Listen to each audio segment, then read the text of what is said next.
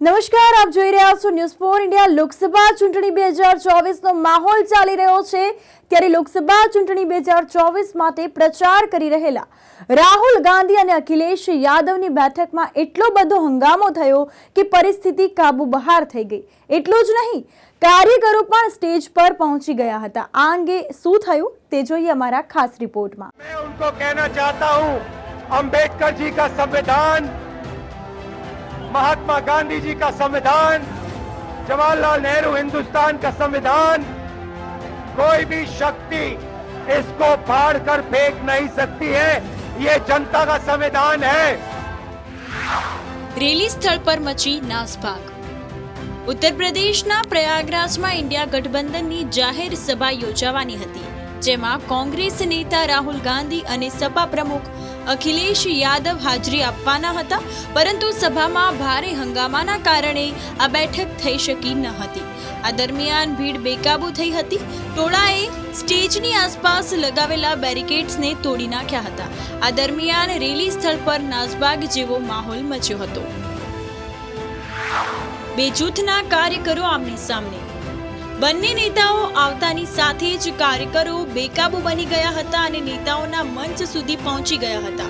હંગામો એટલો જોરદાર હતો કે રાહુલ અને અખિલેશ કોઈ ભાષણ આપ્યા વિના જ સ્થળ પરથી નીકળી ગયા હતા।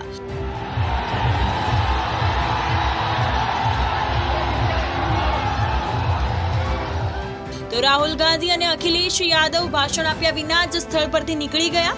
આ દરમિયાન ફૂલપુર લોકસભા સીટ પર રાહુલ અને અખિલેશની સંયુક્ત જાહેર સભા યોજાવાની હતી। હંગામામાં ઘણા લોકો ઘાયલ પણ થયા હતા। આ સાથે મીડિયા કર્મચારીઓના કેમેરા સ્ટેન્ડ પણ તોડી નાખવામાં આવ્યા હતા। અગાઉ રાંચીમાં પણ ઇન્ડિયા બ્લોકની બેઠકમાં હંગામો થયો હતો, જેમાં બે જૂથના કાર્યકરો એકબીજા સામે આવી ગયા હતા અને ઉગ્ર ઝપાઝપી થઈ હતી। કાર્યકરોના ટોળાએ તોડ્યા બેરિકેડ।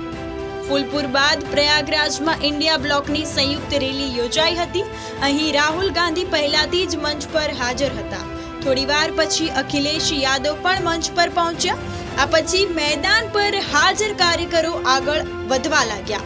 જ્યારે આ બન્યું ત્યારે મંચ પરથી કહેવામાં આવ્યું હતું કે કાર્યકરોએ સંયમ જાળવવો અને બેરિકેડ તોડવા નહીં, સભાને સુચારુ રીતે ચાલવા દો, પરંતુ કાર્યકરોના ટોળાએ બેરિકેડ તોડીને સ્ટેજની નજીક પહોંચી ગયા હતા।